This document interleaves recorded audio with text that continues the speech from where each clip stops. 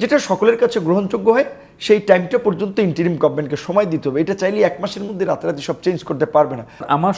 তিনি ঠিক বলেছেন, অন্তত 2 থেকে 6 বছর সময় দরকার। সম্পদ শেষ হচ্ছে, আমার প্রাণ যাচ্ছে, আমার নতুন বাংলাদেশে অরাজকতা হচ্ছে, এই দায়িত্ব আমার উপরে এসে পড়ছে, তাহলে কি আমার প্রতিরোধ করা উচিত না? অবশ্যই আমাদের সবার প্রতিরোধ করা উচিত। আমরা ইতিমধ্যেই বলছি যে সেনাবাহিনী বিশেষ করে মাঠে যেতে হচ্ছে, পুলিশ তো নানান কারণে এখন মাঠে দাঁড়াতে পারছে না।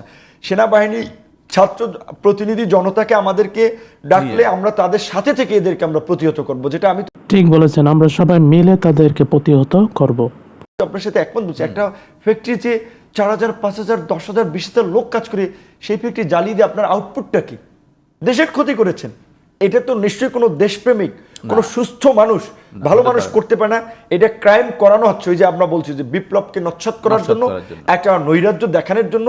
তো আমরা এই সেনা প্রধানের কাছে, রাষ্ট্রপতির কাছেও অনুরোধ জানাবো, অতি দ্রুত গভর্নমেন্ট ফরম্যাটটা ডিক্লেয়ার করে দেন। যখন যার দায়িত্বে থাকবে স্বরাষ্ট্র আইন, তারা তো আপনার অ্যাকশন প্ল্যান ঠিক করে ফেলবে, তখন কিন্তু আইন শৃঙ্খলা পরিস্থিতি স্বাভাবিক হতে থাকবে।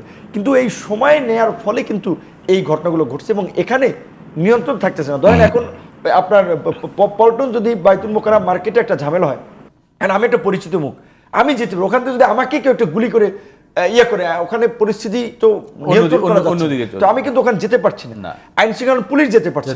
তো কাজে এখন গভর্নমেন্টের ফরমেশনটা না হইলে কিন্তু এটা বাড়তেই থাকবে, দ্রুত হওয়া প্রয়োজন। আমরা তো এক্সপেক্ট করেছিলাম যে এতদিন হয়ে যাবে, কিন্তু এই যে ডিলে করা হচ্ছে, এটা খুব খারাপ লক্ষণ। এবং এখান থেকে কিন্তু পাল্টা নানান ধরনের ষড়যন্ত্র ডালপালা মেলতে পারে। এবং আমরা যেটা বলেছিলাম যে ছাত্ররা বলছে এই ইন্টারিম গভর্নমেন্ট 3 থেকে 6 বছরের জন্য হবে।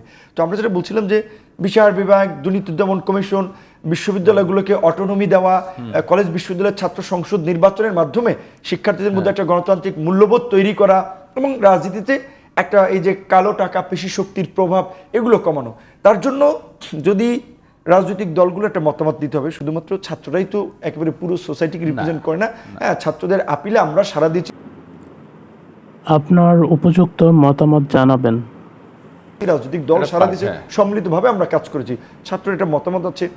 এবং কিছু ক্ষেত্রে তাদের তো স্টেট সম্পর্কে একেবারে পুরো ফাংশন সম্পর্কে কিন্তু ধারণাটা নাই, কারণ তারা এমপি ছিল বা পার্লামেন্টে ছিলেন না। সেক্ষেত্রে আমাদের রাজনৈতিক দলগুলোরও প্রস্তাব বা কথা শুনতে হবে।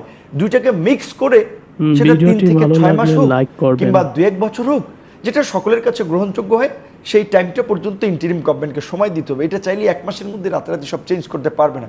এবং সেইখানে আপনার এই ওয়াচডগ গণমাধ্যমকে এটা চোখটা খোলা রাখতে হবে। নাগরিক হিসেবে আমারটা খোলা থাকবে, আমার আশপাশে কি ঘটছে আমি যেন সেটা সম্পর্কে কনসার্ন থাকি। এবং আমাদের বিশেষ করে এই যে ছাত্ররা আন্দোলন করেছে, অভিভাবকরা তো তার ছেলে মেয়েকে নিয়ে রাস্তায় নেমেছে।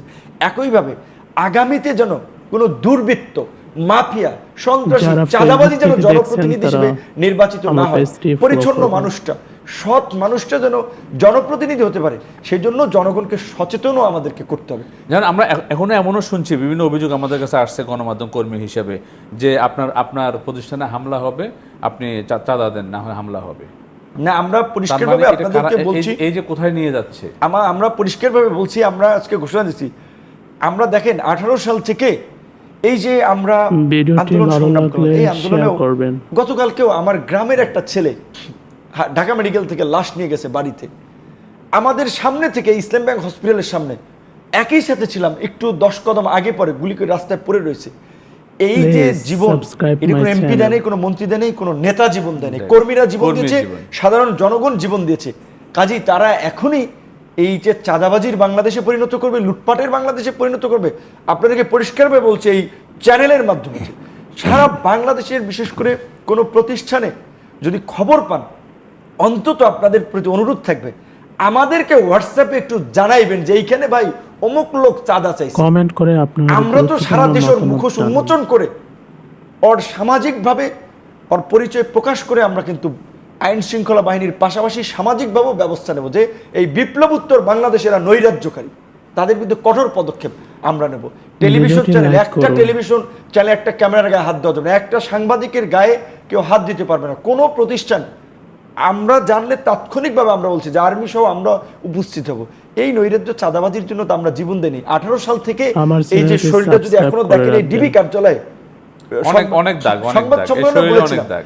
আপনার এই গরু ছাগলের মতো ঝুলাইছে, শুধু আমাকে না, বিএনপির উত্তরের সদস্য Notification সচিব bell আমিনুল on ইসলাম করে জাতীয় দলের রাখবেন। একজন ফুটবলার, অধিনায়ক ছিলেন, ন্যাশনাল ফ্ল্যাগ ক্যারি করছেন, তার মতো ব্যক্তিকে জামাতের সেক্রেটারি জেনারেল, বিএনপির সিনিয়র নেতা, যারা সবাইকে ফেসবুক চোখ থেকে বেঁধে দেখছেন তারা ফলো করবেন। হাত বেঁধে পা বেঁধে বেদম প্রহার করেছে যে এই ভিডিও নাকি তৎকালীন স্বরাষ্ট্রমন্ত্রী এবং প্রধানমন্ত্রীর কাছে পাঠানো লাগছে, এই কারণে আমাদেরকে টর্চার করেছে। তো আমরা তো চাবো না আবার এইরকম আবার এই ধরনের কোনো ঘটনা ঘটুক। নো